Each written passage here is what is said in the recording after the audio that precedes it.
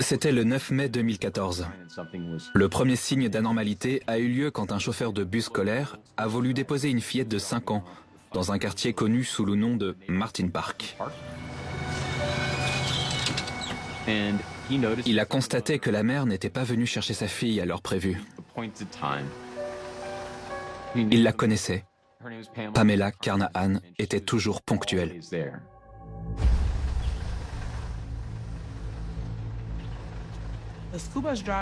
Le chauffeur de bus savait que Pam aurait dû être là pour récupérer sa fille. Comme le chauffeur connaissait une personne de la famille qui était enseignante, il l'a appelé pour lui proposer de lui emmener la fillette. All right, thank you. We'll see you in a few. Don't worry, we're going to take you to your aunt's house.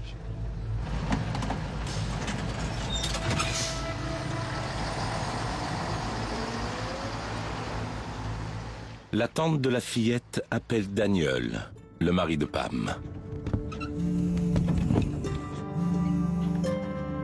Hey, sis. Hey, do you know where Pam's at?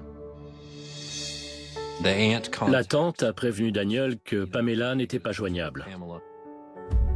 Okay, well, I'm gonna head on over there then. All right. I'll have Dad meet you there.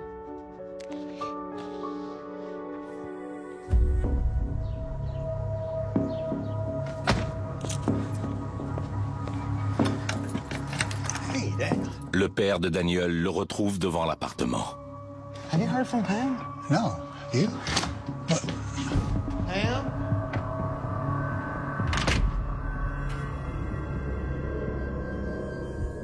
Au début, ils n'ont rien vu qui sortait de l'ordinaire. Et puis, ils ont remarqué des traces. Des empreintes de chaussures ensanglantées qui menaient au couloir. Pamela? Dans le couloir, il y avait d'autres empreintes qui allaient jusque dans la chambre. Pamela? Il était évident qu'elle était morte. Elle baignait dans une grande mare de sang. Oh, no, God, no. Ça a dû être traumatisant. Je n'ose pas imaginer à quel point. Oh, God, no, don't touch anything. Don't touch anything. Le père de Daniel, un ancien shérif adjoint, a tout de suite dit « On ne doit rien toucher. Il faut sortir et appeler les secours. »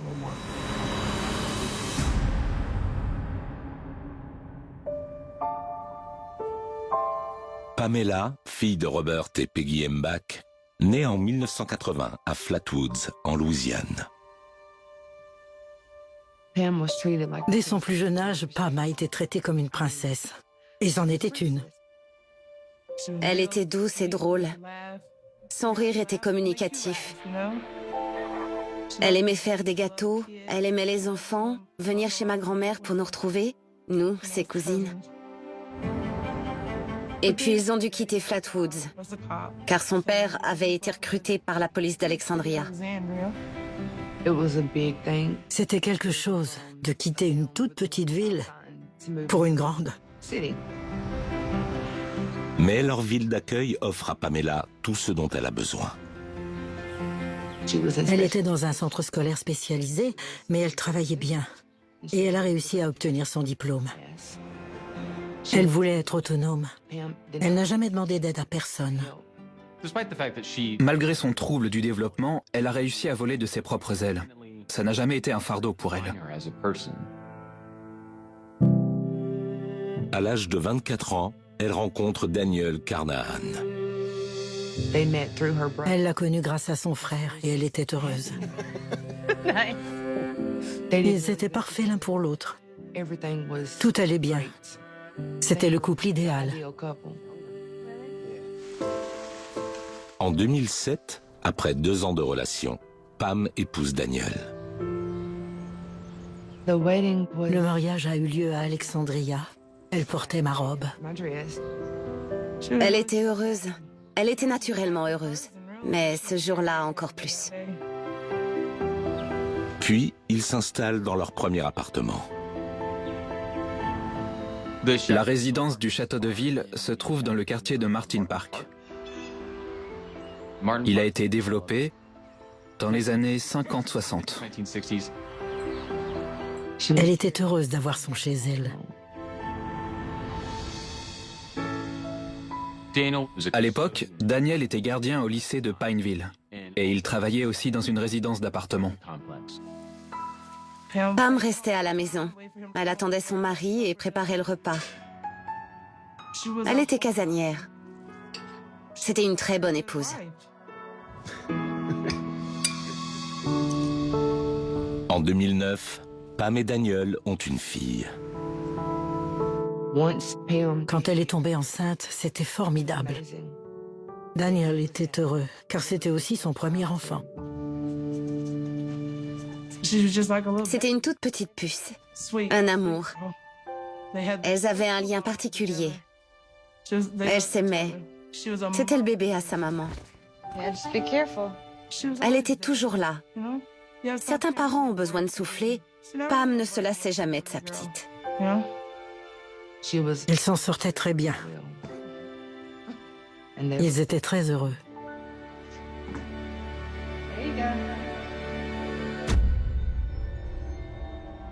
Mais tout bascule quand Daniel et son père retrouvent le corps de Pamela dans sa chambre. Quand les secours et la police sont arrivés, ils ont trouvé Pamela gisant sur le dos, à côté de son lit. C'était ignoble et choquant. C'était certainement l'homicide le plus sanglant sur lequel j'ai travaillé, à cause du nombre de blessures. Elle avait une jambe pliée sur le côté. Elle était habillée et il y avait des traces et des taches de sang. L'agression avait été violente, pour ne pas dire plus. Même quand on a vu plusieurs scènes de crime, ça secoue toujours. En examinant les lieux, on a trouvé un emballage de préservatif vide. L'emballage se trouvait sous une jambe. Caché sous son corps, on a également trouvé un petit morceau de gant en latex. En plus des soupçons d'agression sexuelle, on a su que le tueur avait été assez prévoyant pour prendre un préservatif pour ne pas laisser de traces corporelles, mais aussi des gants en latex pour ne pas laisser d'empreintes digitales. Plus significatif encore, ils ont retrouvé près d'elle des morceaux de ce qui ressemblait à un manche de couteau cassé. On est allé regarder dans les tiroirs de la cuisine, mais on n'a rien trouvé qui corresponde à ce modèle de couteau. Ils n'ont pas retrouvé l'arme blanche dans l'appartement. Ils n'ont pas trouvé les gants en latex. Ils n'ont pas trouvé le préservatif. Tout portait à croire que ce n'était pas un crime opportuniste. Le coupable avait préparé son coup.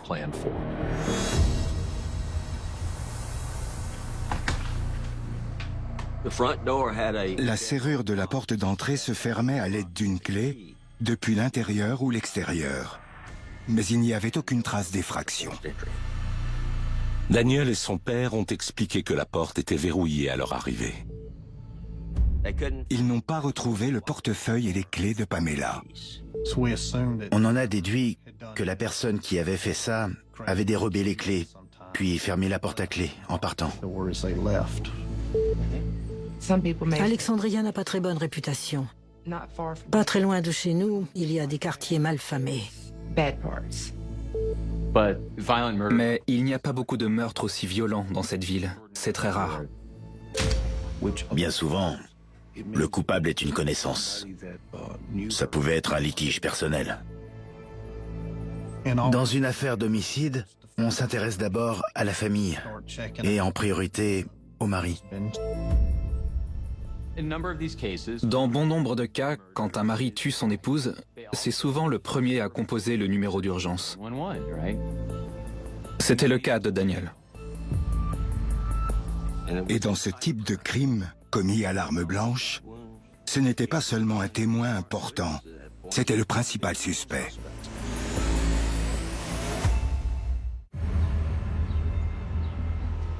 Le 9 mai 2014, la police d'Alexandria s'est rendue dans l'appartement de Pamela Carnahan, qui avait été poignardée à mort. Pendant l'enquête in situ, on a trouvé un emballage de préservatif vide, un bout de gant en latex et la moitié d'un manche de couteau. Il y avait aussi des empreintes de pas ensanglantées. Mais il manquait des éléments importants. Le portefeuille et les clés de la victime avaient disparu. C'était donc une affaire très étrange.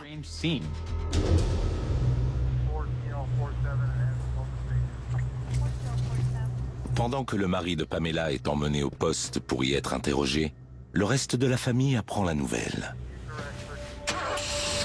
Je n'oublierai jamais ce jour-là. La mère de Pam m'a appelée. T'es assise? J'ai quelque chose à te dire. J'ai dit, qu'est-ce qui se passe? Elle m'a dit, Pam est morte. J'ai foncé vers la résidence de Pam et j'ai appelé ma sœur sur la route. Je lui ai dit, arrête de mentir. Non, Sonia, c'est vrai. Et j'ai entendu ma grand-mère pleurer. Alors on est allé sur place. What is going on? Who are you? This is our cousin's house. Okay, wait right here, okay? Tout ce que Daniel avait dit, c'est qu'il y avait beaucoup de sang. Avec ma sœur, on ne savait pas ce qui s'était passé. On a pensé qu'elle avait peut-être eu un problème de tension artérielle ou qu'elle s'était peut-être assommée en se cognant la tête sur une table. Un enquêteur est venu nous annoncer qu'elle avait été tuée. Ça a été un choc. J'ai eu le cœur brisé parce que c'était la plus jeune. À ce moment-là, j'avais de la haine en moi. Pour autant que je le sache, Pam ne s'était jamais battue. J'avais l'impression de rêver. C'était surréaliste. On voulait tous des réponses, mais la police n'était pas en mesure de nous les donner. C'était un cauchemar, un vrai cauchemar.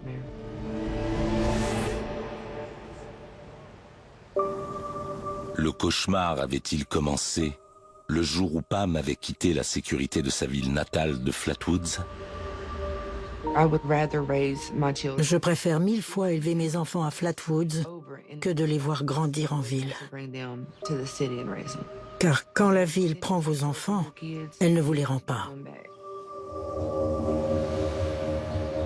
Au poste de police d'Alexandria, les enquêteurs s'apprêtent à interroger leur premier suspect. Daniel est venu dans nos locaux pour faire sa déposition. Il faut savoir que quand il n'y a pas eu d'effraction, il est possible que ce soit le mari ou quelqu'un que la victime connaissait. Daniel, I know this is difficult. Can you walk me through your day? It's just like any other day. I got up, got ready for work. Love you, Daddy. Love you, Daddy. Daniel nous a dit qu'il avait déposé sa femme et leur fille à l'arrêt de bus. D'habitude, elles y allaient à pied, mais ce matin-là, le temps était pluvieux. Bye bye. Bye, Daddy. Love y'all. Puis, il est allé au lycée de Pineville, où il était employé. Il est arrivé vers 7h40. Il a dit ne s'être douté de rien, bien que Pamela n'ait pas répondu à ses coups de fil durant la journée. Ce n'était pas inhabituel, car elle avait tendance à oublier son téléphone. Si Daniel était rentré chez eux à un moment ou à un autre, et qu'il l'avait agressé, il aurait eu du sang sur lui et des signes de bagarre auraient été visibles sur son corps. Can I take a look at your hands, your arms? Daniel a coopéré et nous a laissé examiner ses mains et ses bras. Mais rien n'indiquait qu'il s'était battu. Il nous a dit qu'il formait un couple normal. Ils pouvaient se disputer, mais ils s'entendaient bien. Ils n'avaient ni problème d'argent, ni aventure extra-conjugale. Il ne m'a pas donné l'impression d'avoir commis un acte pareil. Plus tard, au lycée de Pineville, les enquêteurs ont examiné les bandes de vidéosurveillance et ont vu Daniel travailler toute la journée dans la même tenue. Ils l'ont donc rapidement éliminé de la liste des suspects. À ce stade, il nous restait vraiment beaucoup de travail. On est allé vérifier s'il y avait des caméras dans la résidence. Mais à l'époque, elles n'en étaient pas équipées. En revanche, il y en avait une au niveau d'un commerce à côté. La caméra de sécurité a filmé ce qui semble être les dernières minutes de Pamela. On voit Daniel qui les dépose à l'arrêt de bus, avant de partir au travail.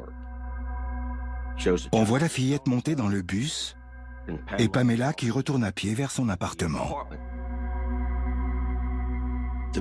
La caméra ne couvrait qu'une partie de la résidence, mais pas la porte de son appartement. Donc, on la voyait seulement retourner vers la résidence, mais pas entrer chez elle. Soit l'attaque avait eu lieu au niveau de la porte, soit le tueur avait une clé.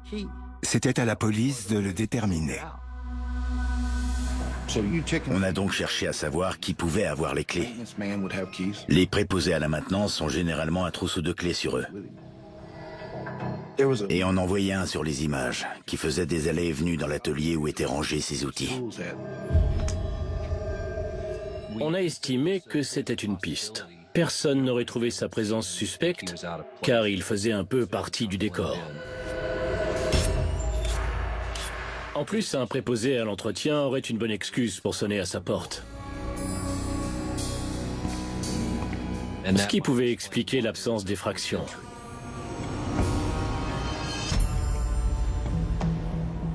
Le concierge a accepté de venir nous raconter ce qu'il avait fait ce jour-là. On a vu qu'il n'avait pas de blessure. Au terme de l'interrogatoire, nous étions convaincus que ce n'était pas notre tueur. Il était coopératif et a accepté de nous fournir un échantillon d'ADN. L'étape suivante consistait à interroger un maximum de voisins pour connaître leur emploi du temps, le jour du meurtre, et savoir s'ils avaient vu ou entendu quelque chose. Hi, I'm Detective Bourgeois, APD. Les services ont ratissé la résidence. You ever had any problems with her? Not at all. Ils ont essayé d'identifier un éventuel mobile.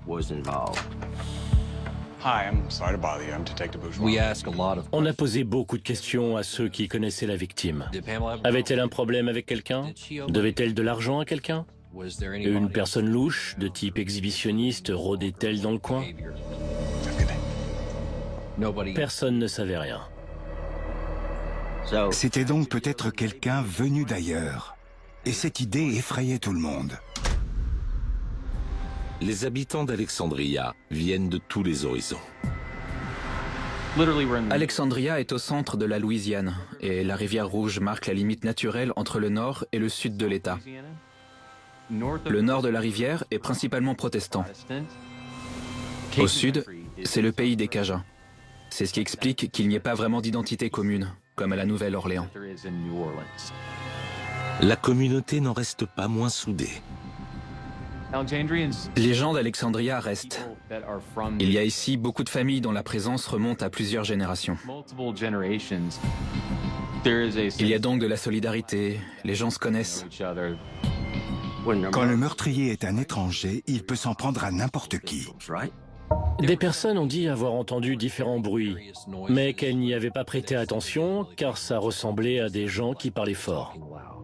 Dans son appartement, même si elle avait réussi à pousser 3 ou 4 cris, ça pouvait passer inaperçu. Les gens ont la télé allumée ou écoutent de la musique. Certains préfèrent ne pas s'impliquer dans ce genre d'affaires. Même s'ils voient des choses, ils ne veulent pas s'impliquer. Pamela n'était pas une criminelle. Elle ne fréquentait pas de criminels. Vu son profil, c'était difficile d'imaginer que quelqu'un veuille lui faire du mal. Daniel et Pam étaient plutôt réservés. Ils étaient connus des voisins, mais ils cherchaient surtout à joindre les deux bouts afin de subvenir aux besoins de leur petite fille. Ils restaient chez eux. Les gens du quartier devaient être terrifiés. Forcément. Comment ne pas l'être? C'était un meurtre d'une telle violence, une maman qui venait de déposer son enfant à l'arrêt de bus. Les gens se demandaient quelle espèce d'animal errait dans les rues.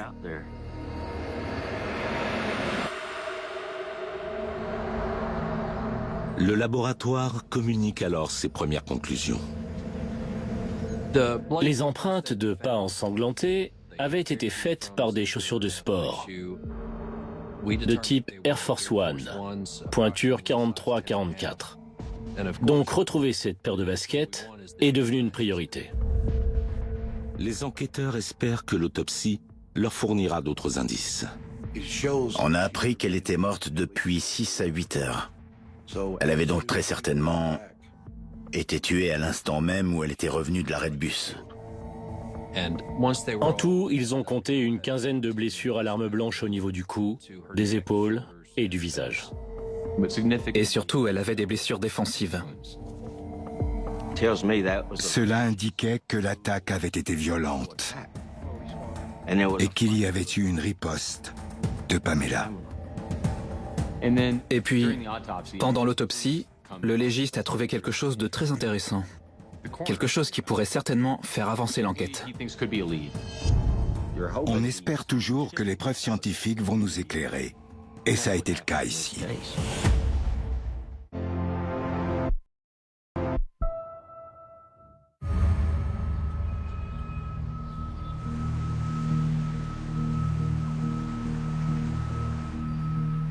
Nos services enquêtaient sur le meurtre de Pamela Carnahan qui avait été poignardée à mort.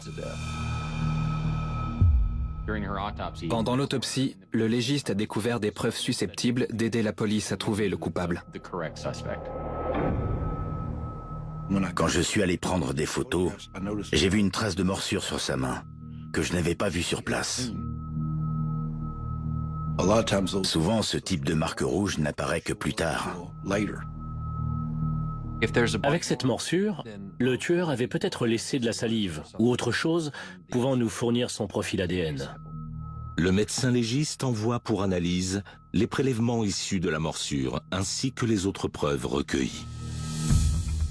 On avait plusieurs éléments qu'il fallait faire analyser. L'emballage de préservatif, le morceau de gant en latex et le manche de couteau cassé. Ils espéraient obtenir un profil génétique qu'ils pourraient alors entrer dans la base de données nationale des criminels. Le problème des analyses ADN, c'est l'attente. En moyenne 6 à 8 mois. Sir, can I have a moment of your time?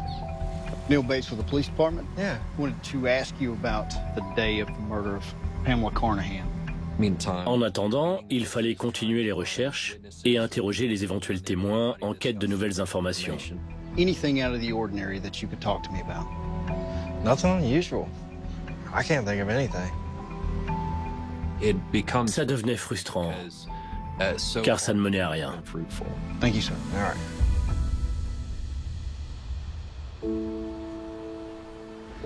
Pendant que la police cherche de nouvelles pistes et attend les résultats de l'analyse ADN, la famille de Pam se réunit pour lui rendre un dernier hommage, dans la tradition du centre de la Louisiane. Nos veillées se font souvent la nuit. Ça commence à 17h et ça dure jusqu'à l'aube. On reste assis avec la personne décédée. C'est la dernière chose qu'on puisse faire. L'accompagner jusqu'au bout. Il n'y a pas de défilé dans la rue comme à la Nouvelle-Orléans. Ce sont des funérailles plus traditionnelles. En Louisiane, surtout chez les protestants, le cercueil est laissé ouvert pendant les obsèques. C'est la dernière possibilité qu'on a de montrer notre respect aux défunts et de le voir. Mon Dieu, ce que c'était triste. Ma cousine Pam, je voyais bien que c'était elle, mais je n'y croyais pas. Elle ne portait pas ses lunettes. Elles avaient été détruites pendant la bagarre. À un moment, sa petite fille s'est approchée et elle a dit « Où sont les lunettes de maman?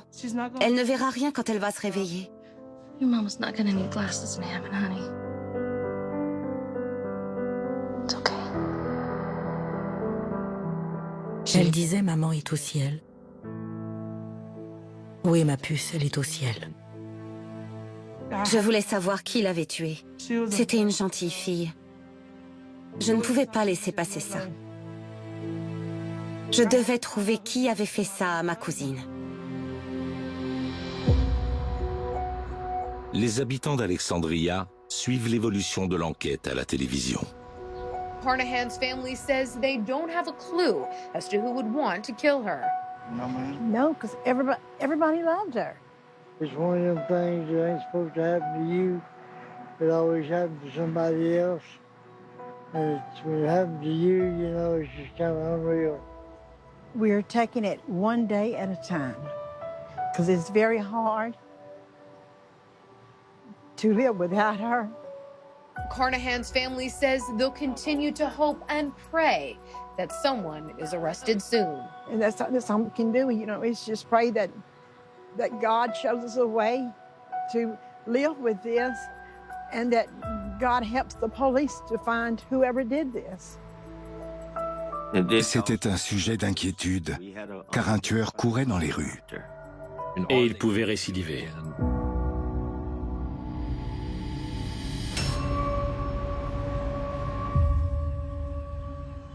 Très vite, les craintes générales se confirment quand un autre corps est découvert. Un mois plus tard, un pêcheur trouve un cadavre dans la rivière. Le corps repêché dans la rivière Rouge était celui d'une jeune femme, Sheterica Brewer. C'était, semble-t-il, une belle personne. Une maman qui travaillait, quelqu'un de bien. Alexandria police say they recovered Brewer's body Sunday morning. The death is being treated as a homicide pending autopsy. She did not drown in the Red River. L'autopsie a confirmé que ce n'était pas une mort par noyade, mais par asphyxie. Elle avait donc été tuée, puis certainement jetée dans la rivière afin d'éliminer les soi-disant preuves. Ils ont trouvé sa voiture près de la résidence où Pam avait été tuée. Dans la même période et le même secteur, ça faisait donc 2 meurtres coup sur coup. Derrière l'appartement de Pamela, il y a un chemin qui longe le bois et qui mène à la résidence dans laquelle était stationnée la voiture de Sheterica Brewer. C'est peu fréquent dans un laps de temps aussi court et une zone géographique aussi limitée d'avoir autant de crimes violents. On s'est dit que c'était peut-être un tueur en série. On a contacté le FBI. Des fédéraux sont venus travailler avec nous pour établir un profil et déterminer si les 2 affaires étaient liées. 2 females, 2 weeks apart. Si tel est le cas, résoudre l'enquête de Sheterica permettrait de résoudre celle de Pamela. Sur les relevés téléphoniques de Sheterica, les autorités trouvent le dernier numéro à l'avoir appelé avant sa disparition et remontent jusqu'à son propriétaire. Une semaine après avoir trouvé la 2e victime, ils ont pu localiser, grâce aux données téléphoniques, un certain Brad Johnson. Monsieur Johnson faisait partie de la Garde nationale de Louisiane, dont le siège est basé à Pineville. Un homme marié au casier judiciaire vierge. Quand on sait qu'une personne a été en contact avec la victime, il faut déterminer si elle est impliquée. La police le convoque pour un interrogatoire.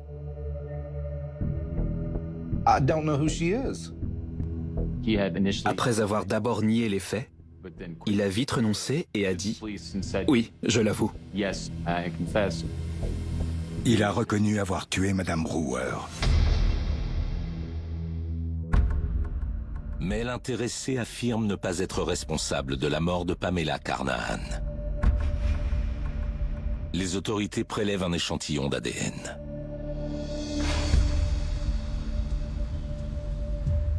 Un grand jury l'a inculpé pour le meurtre sans préméditation de Sheterica Brewer. Il était passé aux aveux pour Sheterica, mais on ignorait toujours qui avait tué Pamela.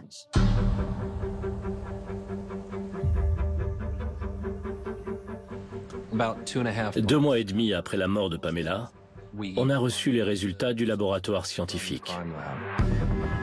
Le laboratoire a identifié un profil ADN sur certains éléments trouvés sur les lieux du crime. Il y avait des traces d'ADN sur le bout de gants en latex trouvé sous sa jambe. Ils ont aussi trouvé un profil ADN sur l'éclat du manche du couteau. Malheureusement, l'analyse de l'emballage de préservatifs et de la morsure ne donne rien. D'autre part, le laboratoire indique que le profil ADN trouvé sur le gant et le couteau ne correspond pas à celui de Brad Johnson. Maintenant qu'on avait le profil ADN de notre suspect, on espérait que ce dernier figurerait déjà dans notre système. Et heureusement, c'était le cas. Le système d'identification nationale d'ADN a établi qu'un certain Julius Jamal Garnett était la personne à qui appartenaient les traces génétiques trouvées autour de Pamela Carnahan. Julius Garnett avait déjà été arrêté pour plusieurs crimes. Cambriolage, possession d'armes, mais aussi pour enlèvement et séquestration.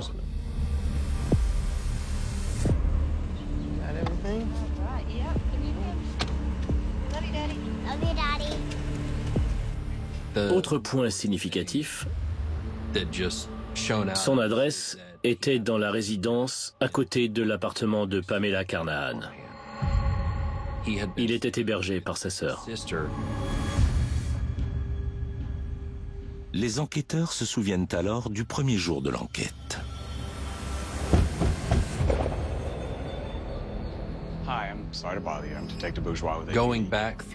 En relisant la liste des personnes interrogées ce jour-là, on s'est rendu compte qu'on avait parlé à sa sœur. Is it just you, or is there another adult that lives here as well? No, just me and my kids. Have a good day. Elle ne nous avait pas dit que son frère vivait dans l'appartement. En soi, ce n'est pas un crime, mais on pouvait se demander pourquoi elle avait caché cette information. On a obtenu un mandat d'arrêt ainsi qu'un mandat de perquisition pour l'appartement qu'il partageait avec sa sœur. Quand la police arrive sur place, le suspect est absent. En fouillant l'appartement, j'ai trouvé des gants en latex identiques aux morceaux qui étaient près du corps de la victime. Il y avait des préservatifs de la même marque que l'emballage trouvé dans l'appartement de Pamela, à côté de son corps. On a aussi vu des paires de baskets avec les mêmes motifs de semelles que les empreintes trouvées sur les lieux du crime. On a cherché s'il y avait des traces de sang. Bien sûr, plus de 2 mois après les faits, il n'y avait plus aucune preuve flagrante sur les chaussures. Pas de traces non plus des clés et du portefeuille de Pamela. La sœur de Garnett nous a d'abord dit qu'il était en prison au moment du meurtre de Pamela. Information qui s'est révélée inexacte. Il n'était pas en prison. Ce n'était pas un type bien. Il était sorti de prison depuis 3 ou 4 mois quand cet homicide a eu lieu. Il savait forcément ce qu'il faisait, car il avait déjà été condamné pour 2 crimes et arrêté pour de nombreux autres méfaits. La sœur de Julius Garnett nous a dit qu'elle ignorait où il était. On a essayé de lui faire comprendre que dans l'intérêt général, il était préférable qu'il se livre aux autorités. Let him know that he needs to come talk to us to resolve this. I don't know where he is, but if I hear anything, I'll let you know. Okay? Bien sûr, le but n'est jamais de pousser à bout quelqu'un qui est activement recherché. On avait peur que le tueur passe de nouveau à l'acte. Je voulais qu'il l'attrape, et vite.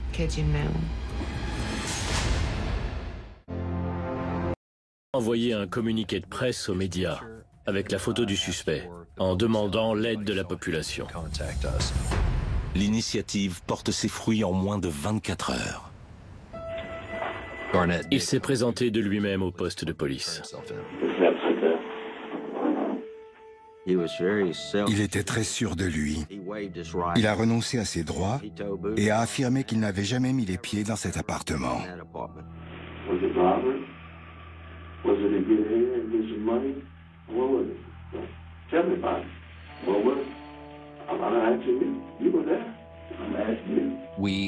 Même quand on lui a dit qu'on avait des preuves de sa présence dans l'appartement, il a persisté.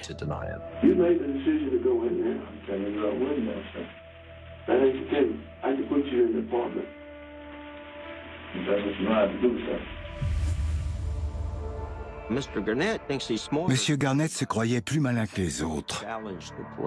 Quand les policiers lui ont dit qu'ils avaient des éléments contre lui, il les a mis au défi de prouver son implication.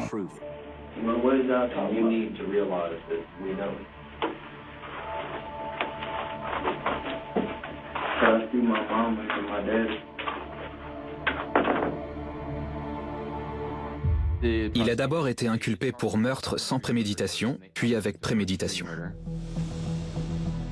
Quand j'ai appris qu'il l'avait arrêté, j'étais heureuse qu'il m'ait prévenue. J'étais extatique. Après, j'aurais voulu qu'on me laisse 5 minutes avec lui, pour lui faire comprendre à qui il avait affaire. Le procès de Julius Garnett débute le 11 juillet 2016. L'accusation présente sa théorie sur le meurtre de Pamela Carnahan. Les faits indiquent qu'il la surveillait. Il connaissait ses habitudes. Il a eu le temps de choisir sa proie.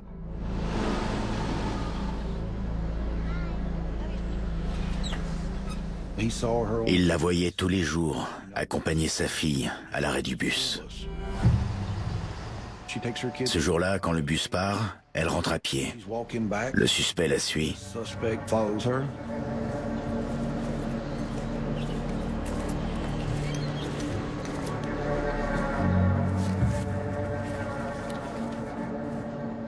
Il pense certainement que ce sera une proie facile, qu'il pourra peut-être la menacer et l'obliger à avoir un acte sexuel avec lui. Il la prend en chasse alors qu'elle retourne chez elle. Quand Pamela est arrivée devant sa porte,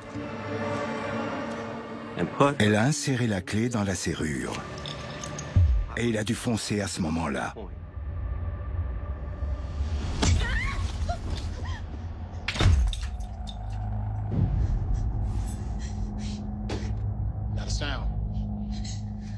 C'est un homme costaud, et d'autant plus avec un couteau tranchant. Il l'entraîne dans la chambre, mais elle résiste. Beaucoup de ses blessures n'étaient pas fatales, ce qui veut dire qu'elle a lutté.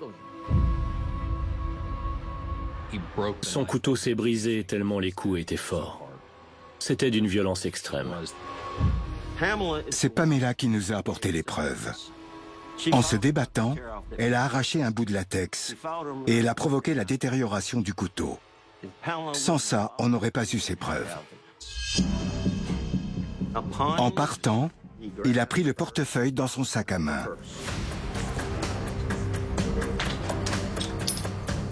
Et en fermant la porte, il a vu la clé dans la serrure extérieure.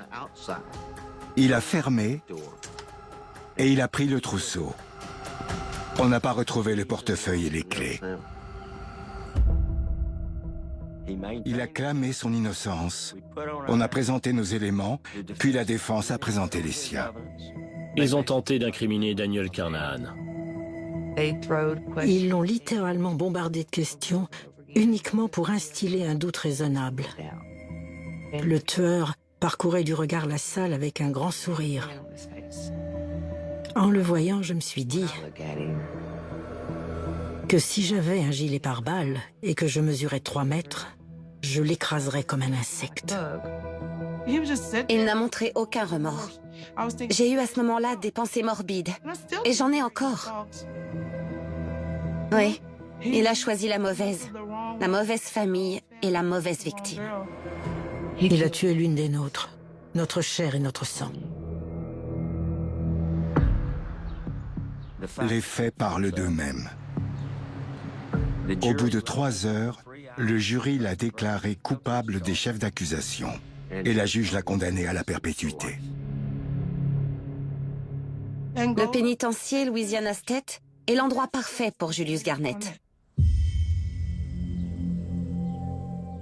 Louisiana State est une prison gigantesque et tentaculaire, réservée aux criminels violents. Elle est connue pour être l'une des prisons les plus dures du pays. Je veux qu'il pense à ce qu'il a fait jusqu'à la fin de sa vie. Et tous les jours, je souhaite qu'il souffre. Il n'y a jamais de gagnant dans ce type d'affaires, car une personne nous quitte pour toujours. Tout ce que l'État peut faire, c'est apporter une justice, même minime, aux victimes. Ce qui me manque le plus chez Pam, c'est le fait de lui parler. Elle m'appelait souvent. Elle venait souvent chez nous. Et ça me manque de ne plus la voir. Son rire. Ce rire, c'est ça qui me manque le plus. Et quand elle me demandait de la coiffer, ça aussi. C'est une vraie tragédie. On a un couple qui s'aime et qui n'a pas eu une vie facile. Ils ont surmonté les épreuves, ils ont eu une fille et sont globalement heureux. Jusqu'à ce que cet incroyable acte de violence change leur vie à tout jamais. Ce papa et sa fille ne seront plus jamais les mêmes. Daniel, son mari, s'est remarié depuis parce que on a tous besoin de quelqu'un à aimer. Quant à sa fille, elle vit chez ses grands-parents. Ils ont des photos de la petite avec ses parents accrochés au mur. Ils lui disent toujours « C'était ta maman, c'était ta maman ». Elle se demande encore où est sa mère. Elle demande souvent « Où est maman ?» Et c'est ça le plus triste.